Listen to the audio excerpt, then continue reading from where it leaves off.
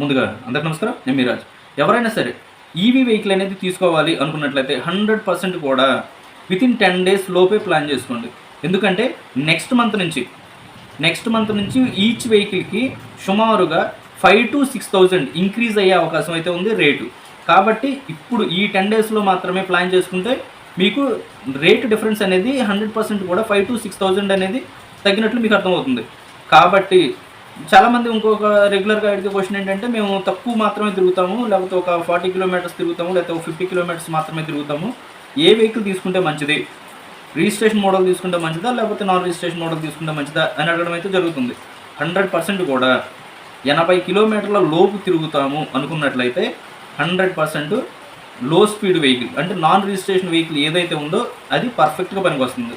ఎందుకంటే రిజిస్ట్రేషన్ వెహికల్కి non registration వెహికల్కి ప్రైస్ డిఫరెన్స్ అనేది చాలా ఎక్కువ ఉంది. కాబట్టి ఒక 140 కిలోమీటర్స్ లేకపోతే 120 కిలోమీటర్స్ వచ్చే వెహికల్ తీసుకుంటాం, కానీ మనం తిరిగేది మాత్రం ఓ 40 కిలోమీటర్స్ లేకపోతే 50 కిలోమీటర్స్ లేకపోతే 60 కిలోమీటర్స్ మాత్రమే. అప్పుడు అదే లో స్పీడ్ వెహికల్ తీసుకుంటే దానికి దీనికి ప్రైస్ డిఫరెన్స్ అనేది సుమారుగా 50,000 నుంచి 70,000 రూపాయల ప్రైస్ డిఫరెన్స్ అయితే ఉంది.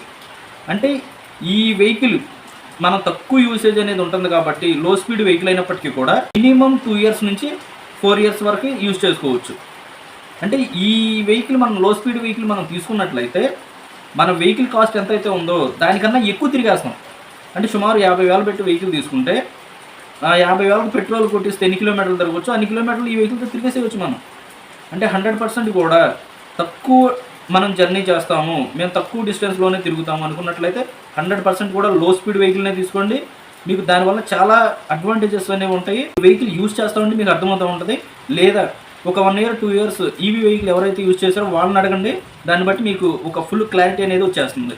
లేదు 100 కిలోమీటర్స్ ఎబోవ్ తిరుగుతాము అనుకున్నట్లయితే 100% కూడా లిథియం అయాన్ బ్యాటరీ కానీ ఫెర్రస్ ఫాస్ఫేట్ కానీ అటు సైడ్ వెళ్ళిపోవడం అనేది చాలా బెటర్.